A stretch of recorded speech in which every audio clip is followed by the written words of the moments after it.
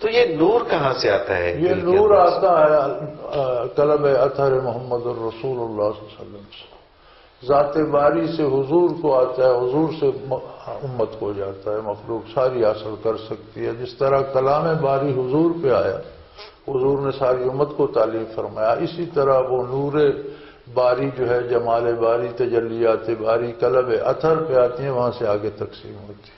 کیا طریقہ ہے اس کے تقسیم کرنے کا؟ جو بھی کیونکہ ہم یہ دیکھتے ہیں کہ پچھلی دفعہ جو ہم نے ڈسکس کیا تھا اس میں ہم نے 3 ذرائع علم حاصل کرنے کے، جس میں دیکھ کے، سن کے اور پھر یہ قلب سے۔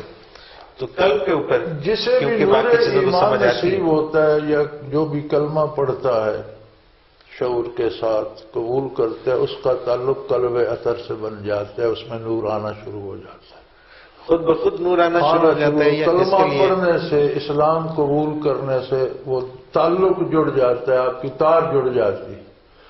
اب اس میں جب آپ کردار ہے آپ کا، اگر جتنا وہ بہتر ہوتا ہے اتنا وہ زیادہ ہوتا جاتا ہے، جتنی غلطیاں ہوتی ہیں اتنی اس میں کمی ہوتی جاتی ہے۔